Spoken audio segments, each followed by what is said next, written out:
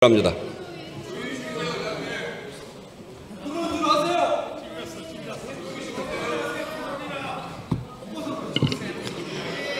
네, 존경하는 우원식 국회의장님과 선배 동료 의원 여러분, 기본소득당 국회의원 용혜인입니다.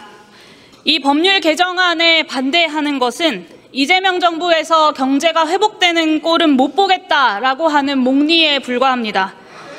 소비 쿠폰의 효과가 곳곳에서 확인되고 있습니다. 소비 쿠폰 지급 첫 주 전국 소상공인 매출이 전주 대비 2.2% 증가했고 슈퍼마켓 10곳 중 9곳의 매출이 증가했습니다. 이들 지표는 소비 쿠폰 지급률이 높아질수록 더 뚜렷하게 개선될 것으로 기대됩니다. 여러 지표 중에서 소비자 심리지수는 단순히 민생회복지원금의 효과가 문제가 아니라 윤석열 정부의 교체만으로 내수 회복에 대한 기대 심리가 강화되고 있음을 분명히 보여주고 있습니다. 지난 4월에 소비자 심리지수가 93.8이었습니다. 21대 대통령 선거일이 잡혔던 5월에는 101.8로 올라섰습니다. 그리고 6월에 108.7이었고 7월에 110.8이 되었습니다.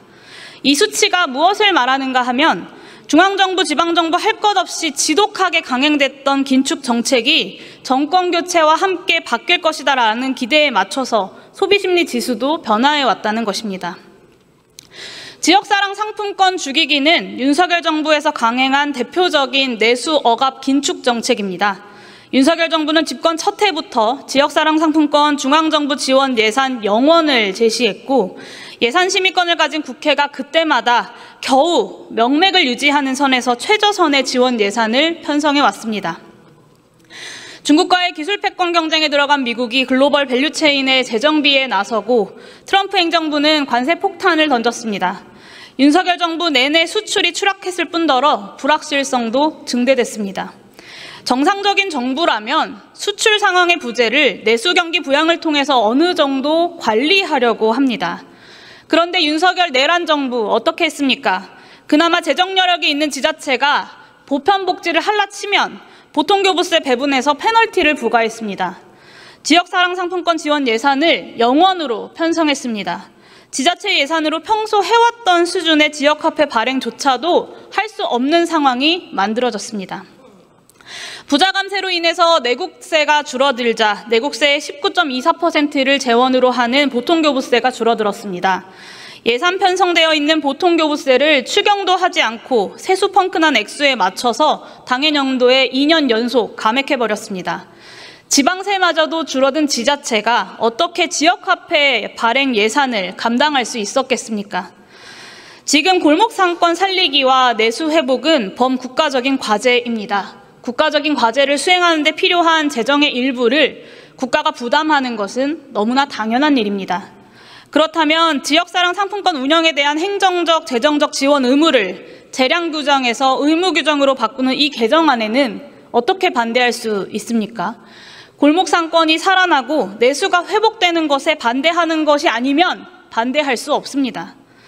행정안전부 장관이 지역사랑 상품권 활성화 기본계획을 5년마다 수립하도록 하는 개정안을 도대체 어떤 논리로 반대할 수 있습니까? 정부의 경제적 역할, 사회적 역할을 포기해야 한다고 생각하는 사람들이 반대하는 것입니다. 저는 그런 분들이 왜 국정 운영의 한 축인 국회의원은 하시겠다고 하시는지 이해할 수가 없습니다. 인구 감소 지역에 대해서는 지역사랑 상품권 발행, 환매, 환전 등에 필요한 보조금 예산을 추가 반영할 수 있도록 하는 개정안에 대해서 어떤 사고방식을 가지면 도대체 반대할 수 있습니까?